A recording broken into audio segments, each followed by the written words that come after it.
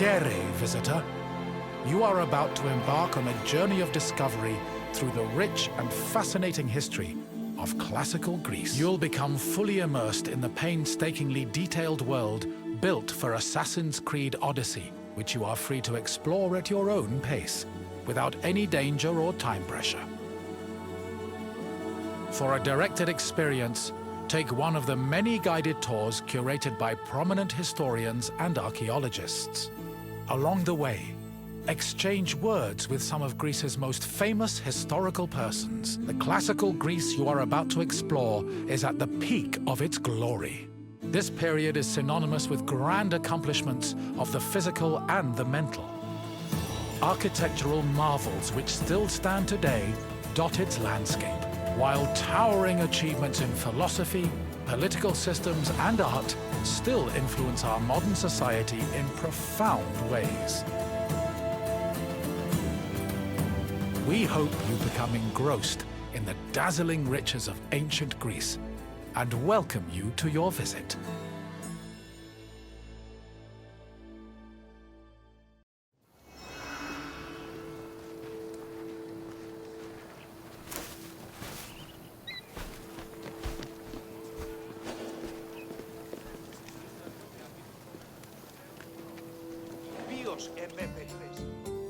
Greetings, wanderer, and welcome to the Acropolis, the shining jewel of Athens.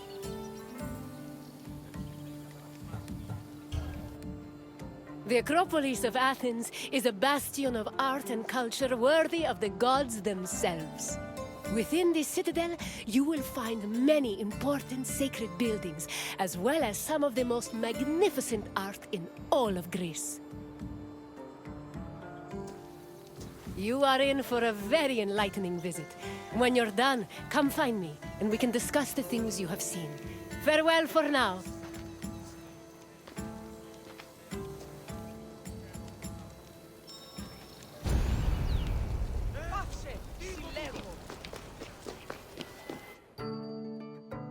The Acropolis has gone through many changes in its long history.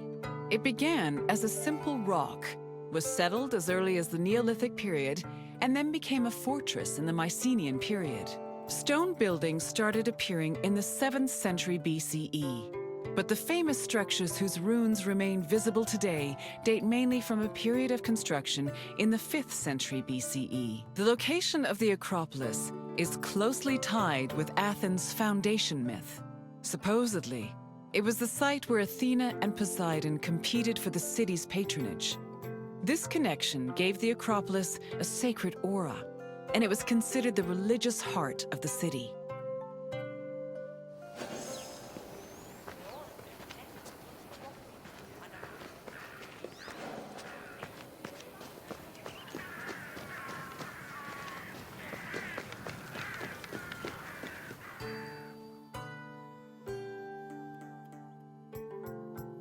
The Temple of Athena Nike was built on the remains of old fortifications from the Mycenaean era. Worship at the temple can be traced back to the 6th century BCE, but the building itself was destroyed during the Greco-Persian Wars a century later. It was rebuilt during the Peloponnesian War. Given that the name Athena Nike roughly means Athena of victory, it was likely constructed in the hopes that Athens would win the war.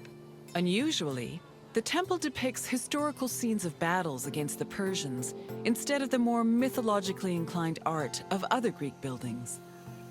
The temple's priestess was chosen randomly among the Athenians and received a salary of 50 drachmae annually, along with skins and trophies from sacrificed animals.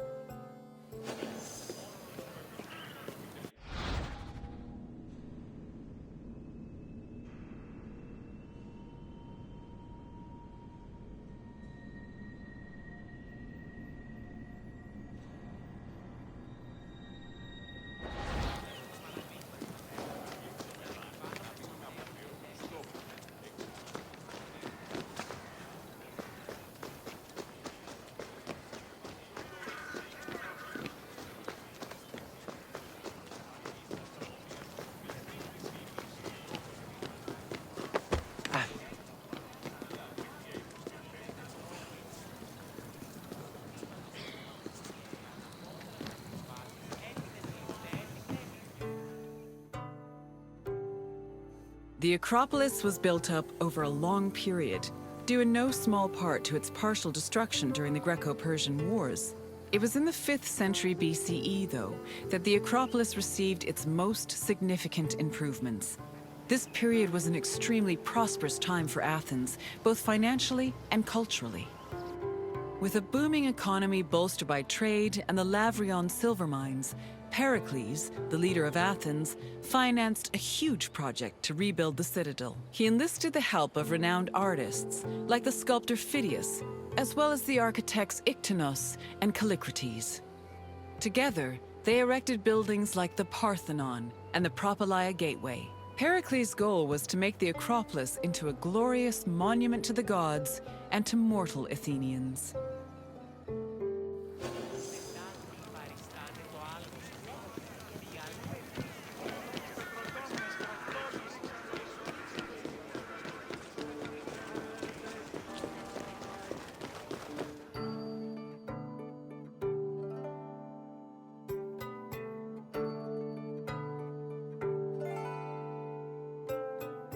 Behind the Propylaea was the giant bronze statue of Athena Promachos, or Athena who fights on the front lines. That name was reflected in the spear and shield the statue held in its hands. It was erected in the mid-5th century BCE by the artist Phidias. According to an inscription, it took 9 years to make and cost almost 500,000 drachmae. At approximately 10 meters tall, the statue was apparently so large that Pausanias claimed its helmet and spear tip could be seen from the sea near Cape Sunion, 60 kilometers away. The ornamentation on the statue's shield was engraved by the metalsmith Mies.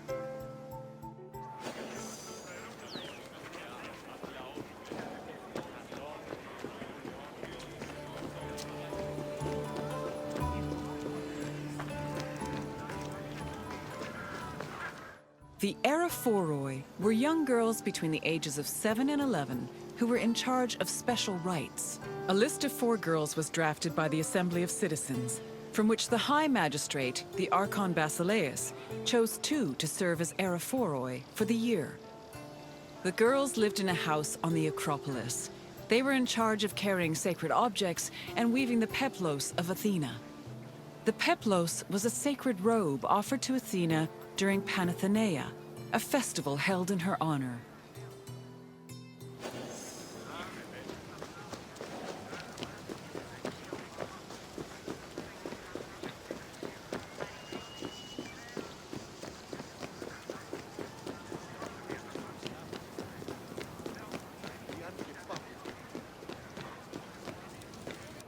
The Erechtheion was an atypical temple. It was dedicated not only to Athena Polias, but also to Cecrops, the mythical founder of Athens, his son Erechtheos, and even Poseidon, the sea god who challenged Athena for possession of the city. The temple was the eastern part housed a statue dedicated to Athena, while the western section jointly belonged to Poseidon and Erechtheos. Meanwhile, King Cecrops' grave was believed to be under the caryatid porch. Under the temple was a crypt that was said to contain the sacred snakes of Athena. The snakes may have had a sweet tooth because the priestesses of Athena allegedly fed them honey cakes.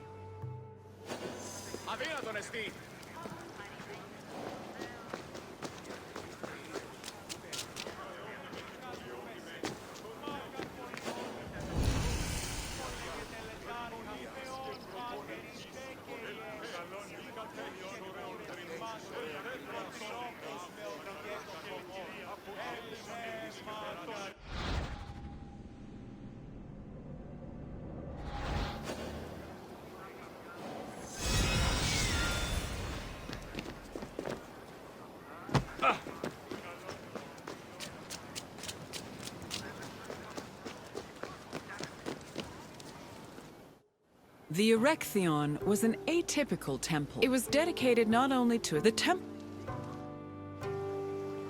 Under the temple.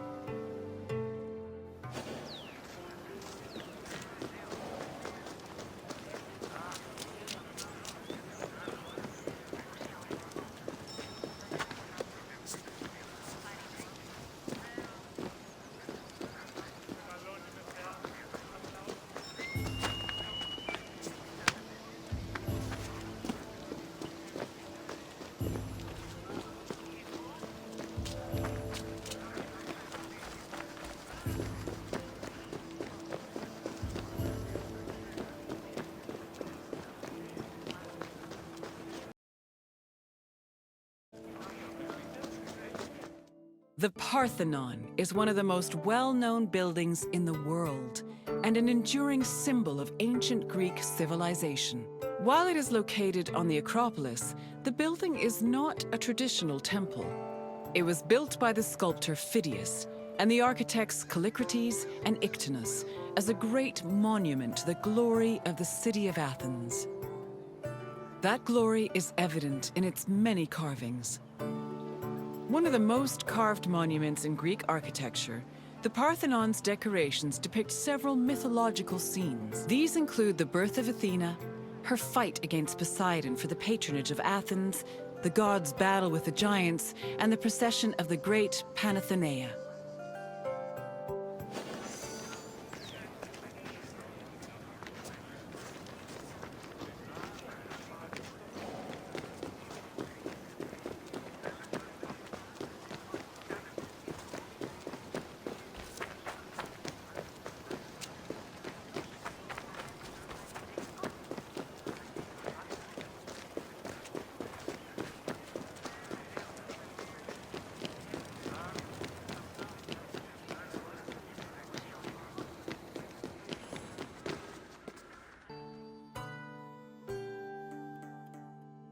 The Parthenon's inner chamber, or cella, contained a massive statue of Athena that was considered to be one of the sculptor Phidias's greatest masterpieces. The statue was chryselephantine, a combination of gold and ivory. To justify the steep cost of its construction, Pericles told Athenians that the statue was a gold reserve, which could be disassembled in times of economic distress.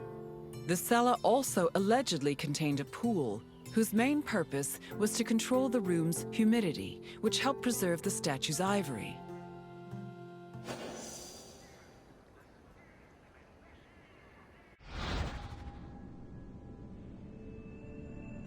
The Parthenon's inner chamber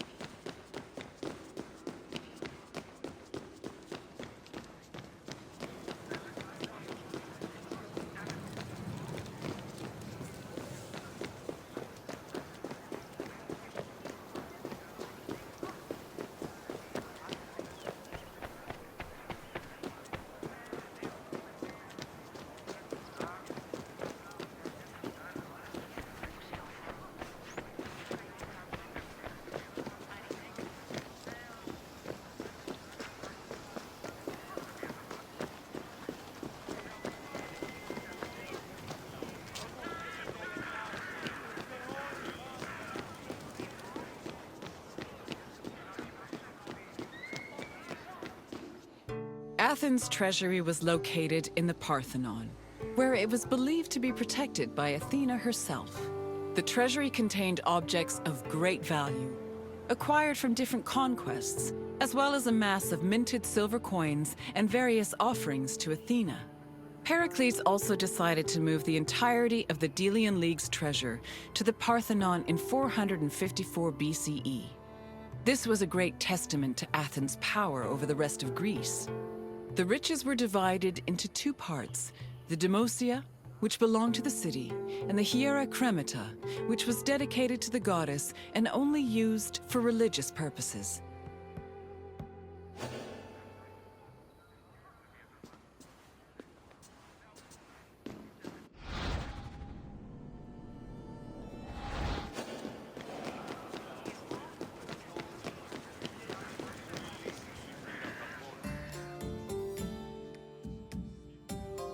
And what did you think of the Acropolis? It truly is quite something, isn't it? A sacred sanctuary and an architectural marvel, all in one. If you have any questions, don't hesitate to ask.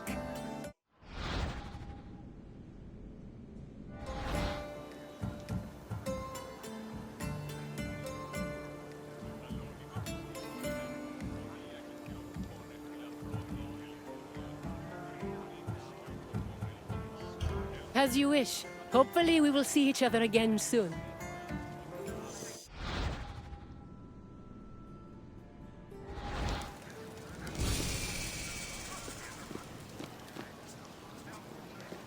And what did you think of the Acropolis? It truly is quite something, isn't it?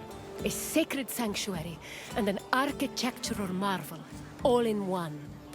If you have any questions, don't hesitate to ask. You're confident enough for a test? Very well. Let us see how much you know. Which two gods competed for Athens' patronage?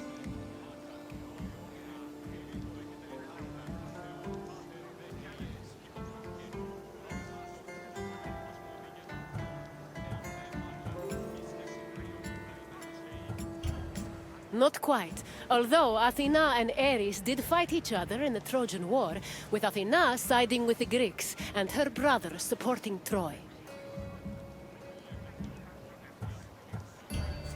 Not quite. Although Athena and Ares did fight each other in the Trojan War, with Athena siding with the Greeks and her brother supporting Troy.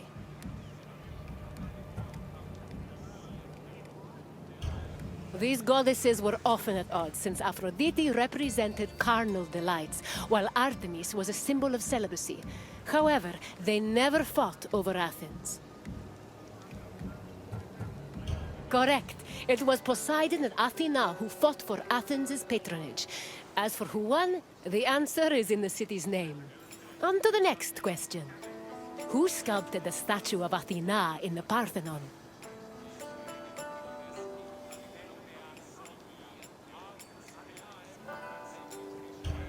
Correct. The renowned sculptor Phidias made the statue, which was considered one of his masterpieces. And now, the final question.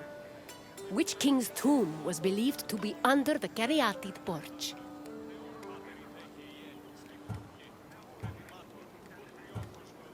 That is correct. Cecrops was the mythological first king of Athens, and his tomb was said to be under the Erechtheion. It seems you know much about this place. Well done, Wanderer. Very well. On to the next tour.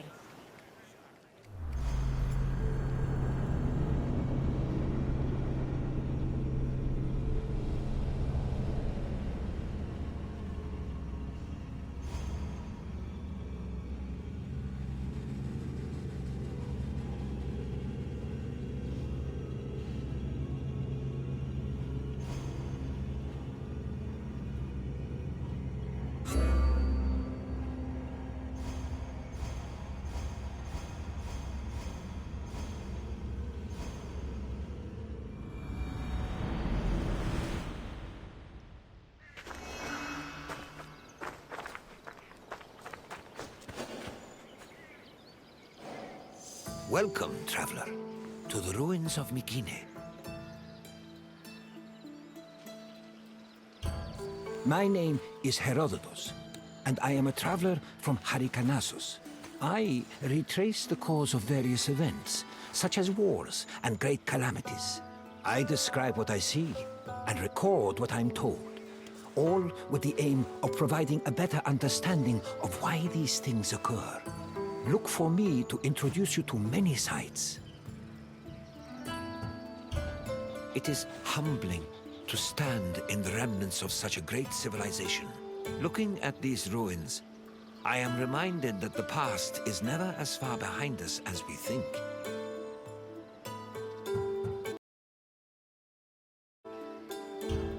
These are the ruins of Mykene, center of the old Mykenean civilization. It was home to great warriors and heroes. In many ways, places like Athens and Sparta stand on the shoulders of its accomplishments. This tour will take you through its ruins and introduce you to its most important monuments, revealing its history in the process. I hope you enjoy yourself. I'll be waiting for you at the end of your visit.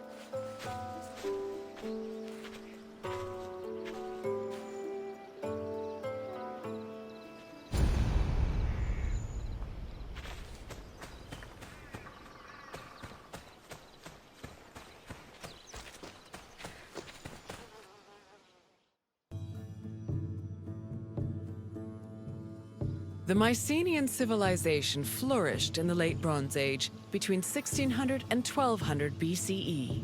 During this period, it was mainly located in the Peloponnese and central Greece. Mycenaeans were known for exploring distant lands.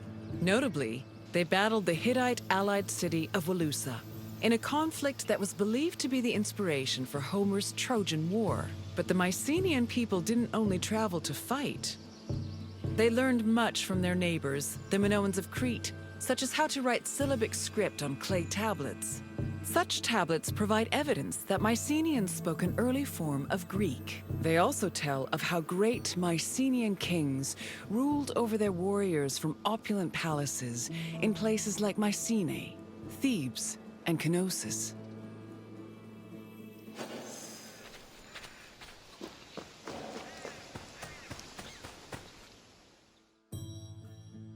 The entrance to Agamemnon's citadel, or the Lion Gate, is one of the most iconic monuments in Mycenae. It is impressive for both its height and for the intimidating rendering on its relief, which depicts two lions standing on either side of a column. Unfortunately, the lions' heads, which were presumably made of a precious metal or higher quality stone, have been lost to time. The gate was most likely meant to greet a triumphant king returning home from successful military campaigns and to awe foreign visitors.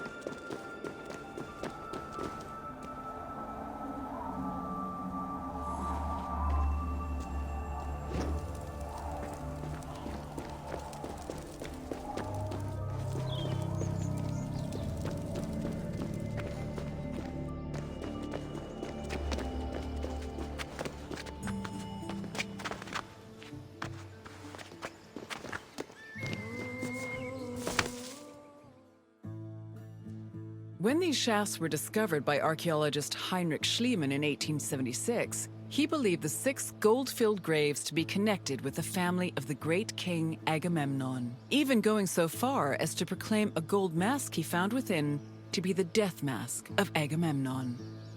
However, this was refuted by later excavations, which showed that the 19 bodies buried in the shafts dated back to a few hundred years before Agamemnon was even born.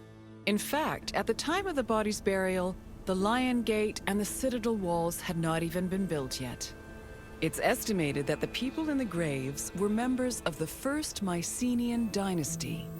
The graves later became a place of worship for Mycenaean kings, who raised walls to protect them. These walls helped preserve several incredible artifacts, including women's jewelry, death masks, and masterfully crafted weapons.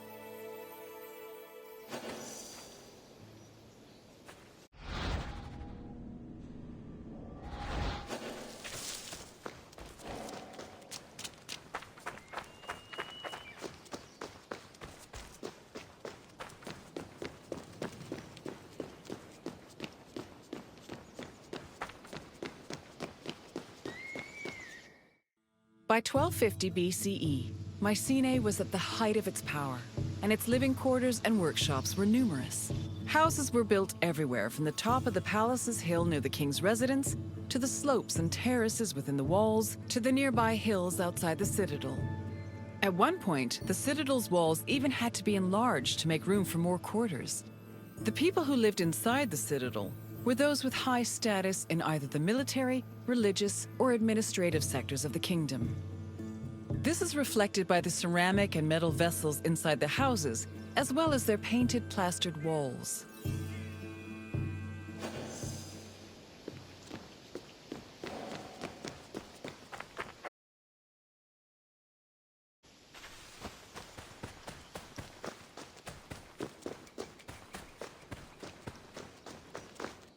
traveler seeking an audience with the king would have first ascended a steep ramp from the Lion Gate to the citadel's summit. Here, they would have walked into the palatial complex through a grand entrance called the Propylon.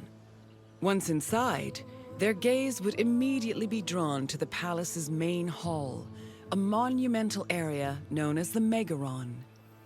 The vividly decorated Megaron, which glittered with precious objects and colorful frescoes in its heyday, was where the king would have received the traveler.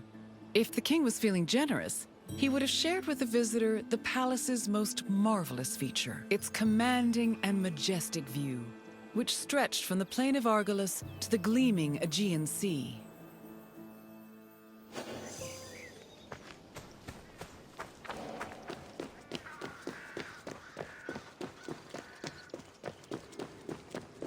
It was in this palace where a legendary Mycenaean king like Agamemnon would have held court. According to Homer and other poets, Agamemnon led the Greeks in the sack of Troy. Stories say that he was a fearsome warrior on par with Achilles, but also an overly ambitious and arrogant ruler. He sacrificed his own daughter, Iphigenia, to convince Artemis to grant his ships passage to Troy. After conquering the city, he returned to Mycenae with mounds of riches, and a Trojan named Cassandra as his concubine. Agamemnon's wife, Clytemnestra, was not pleased with her husband's sacrifice of their daughter. She plotted to murder her husband out of anger. The plot was successful, and, depending on the version of the story, Agamemnon was either murdered in his bath by Clytemnestra or killed by his cousin Aegisthus during a banquet.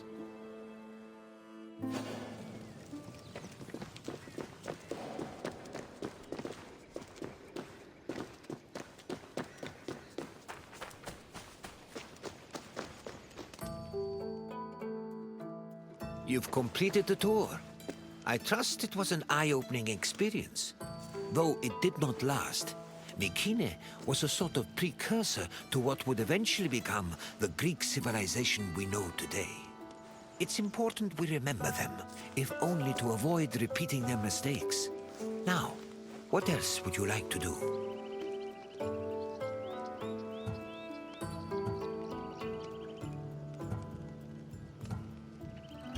Then let's begin.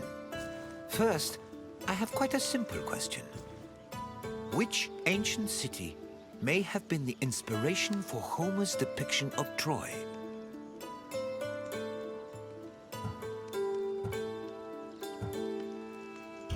Knossos was the supposed site of the legendary Minotaur, but it did not inspire Troy. Although I am certain the Trojans wished they had a Minotaur on their side during the war. Either way, try again.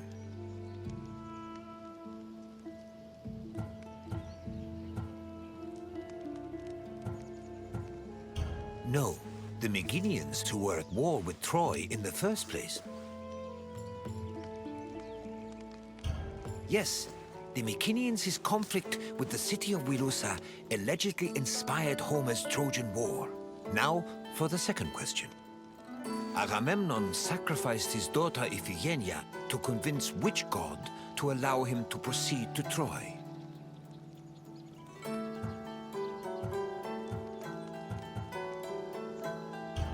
Agamemnon did not sacrifice his daughter to Athena. In fact, Athena supported the war with Troy, so such a sacrifice would have been senseless. Keep trying. Yes, Agamemnon sacrificed Iphigenia to reconcile with Artemis, who then allowed his ships to pass to Troy. Now, one last question. What was the name of Agamemnon's Trojan concubine?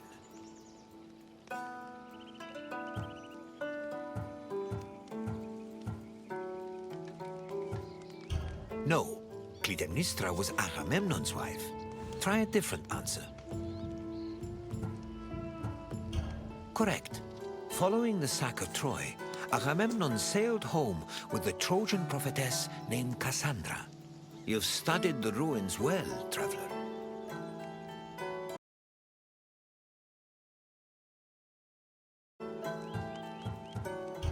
Then, I suppose this is farewell.